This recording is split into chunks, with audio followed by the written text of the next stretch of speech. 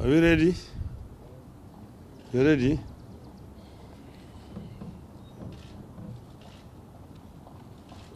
Okay.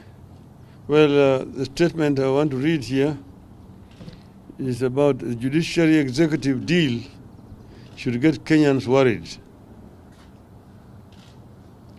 We raised alarm when information emerged that the head of the judiciary, Madam Martha Koome, was seeking a meeting with the head of the executive, Mr. William Ruto, supposedly to iron out differences between the two branches of government. This followed a threat by Ruto and some members of his party and the administration against the judiciary, following a string of unfavorable rulings against the executive. We warned that there was more than met the eye in the threats by Ruto and the request for a meeting by Madam Koome. We warned then that Mr. Ruto's real intention was to complete the capture of the branches of the government by the executive by taking over the judiciary, force it to forever rule in his favor, in addition to populating the institution with the loyalists. We also warned that in this entire plan, the judiciary was showing signs of willingness to prostrate itself before the presidency in an arrangement that spells grave danger for the rule of law and the entire country. We now know what transpired at a State House meeting, and it is completely different from the lie the country was fed after that event.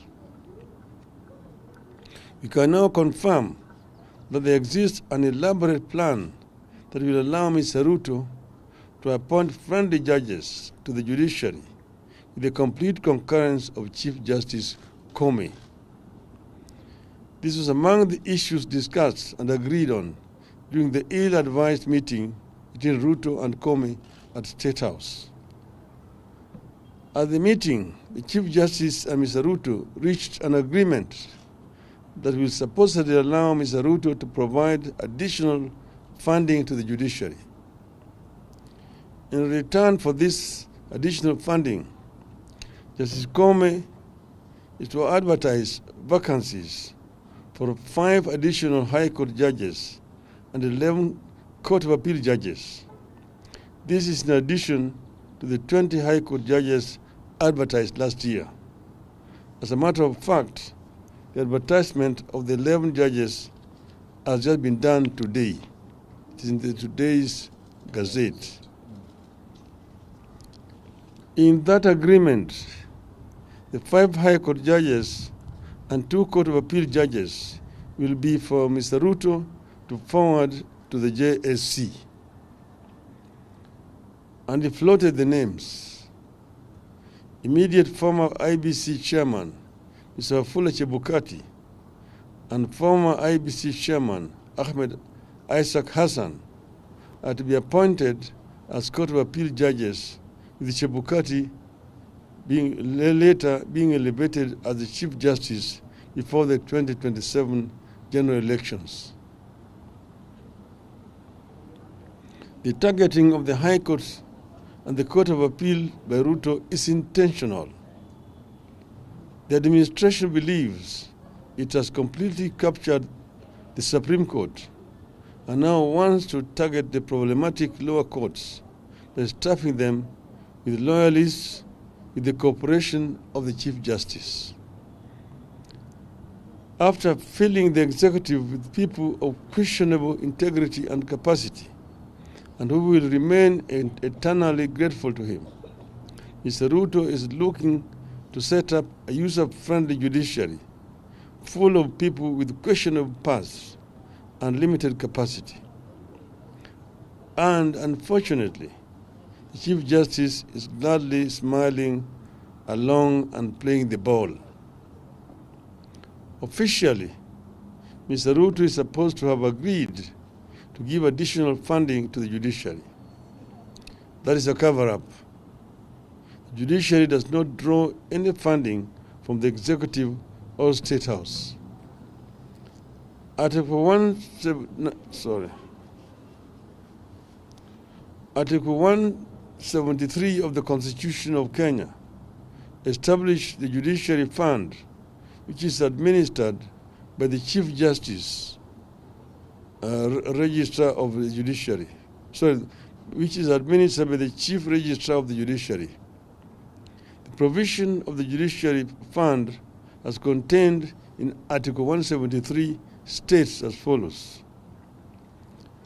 1. There is established a fund to be known as the Judiciary Fund, which shall be administered by the Chief Registrar of the Judiciary. 2. The fund shall be used for administrative expenses of the judiciary and such other purposes as may be necessary for the discharge of the functions of the judiciary. 3. Each financial year, the Chief Registrar shall prepare estimates of expenditure for the following year and submit them to the National Assembly for approval. 4. Upon approval by the National Assembly, the expenditure of the judiciary shall be a charge on the consolidated fund, and the fund shall be paid directly into the judiciary fund. 5. Parliament shall enact legislation to provide for the regulation of the fund. The presidency cannot allocate any money to the judiciary. Madam Comey knows this, and yet has willingly proceeded to associate herself with and endorse an illegality. Where Comey sought money from the State House and not from Parliament, only she can explain, but it spells doom. To the best of our knowledge, the judiciary has never said that it submitted budget estimates to Parliament and it was rejected. You have not seen any petition by the judiciary to Parliament over rejection of submitted budget estimates, if any. We challenge Madam Comey to prove otherwise. Ruto is engaged in maneuvers designed to mitigate the ability of the courts to act as a check against the executive power at a time he has already muzzled legislative power through the capture of Parliament. And if you want to know that the National Assembly is captured, take note that the National Assembly Speaker, Moses Wetangula, filed a notice of appeal at the Supreme Court challenging the appeal court's decision that declined to extend order allowing housing levy deductions. The housing levy is being imposed by the executive, which is also the branch of the government who lost at the Court of Appeal. But it is Mr. Wetangula who has moved to the Supreme Court. What a shame. His loud protests against the court rulings are meant to intimidate and paralyze the courts. The latest move agreed on at the meeting with the Chief Justice are meant to enable him to pack the courts with the Kenya Kwanza-friendly appointees. The scheme is further meant to transfer certain judges from the courts to the IBC so that Ruto has a grip on the courts and the election management body as well. Where this country goes from here, should Ruto complete his intended capture of all branches of the government, should be everyone's worry. The capture of the judiciary, of all institutions, is the beginning of a steady descent into anarchy. It is the beginning of the embrace of the law of the jungle instead of the rule of law. Impunity and capture of independent institutions by a corrupt executive is what drove Kenya to war in 2007-2008. A repeat exercise seems to be underway, and the results might not be different. And Kenyans have been here before. Still, when the Judicial Service Commission advertises vacancies next week, Kenyans will know what it means and who will get the jobs. It means 5 new judges picked by Mr. Ruto for the High Court and 2 judges in the name of Chebukati and Hassan, equally picked by Ruto. And the descent into the abyss will get a new momentum. In the meantime, we challenge Mr. Ruto and Madam Kome to tell the truth about their meeting. End of statement. Swali. Self.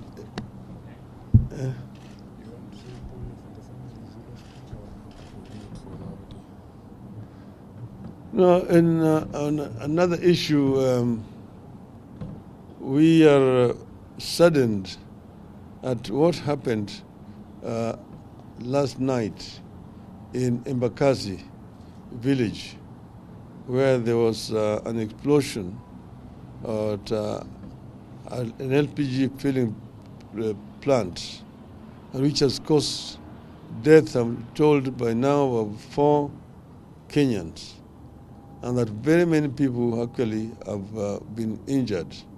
We're told that people have different degrees of burns who have been treated at different institutions belonging to the Nairobi County government.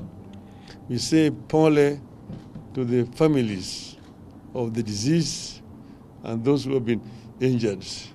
We are with them at this very difficult time, but importantly, we want a proper investigation to be carried out about these illegal activities which is being carried out in the residential areas where people live, which end up with this kind of losses here. And we urge Parliament to get involved in this. Thank you. Thank you.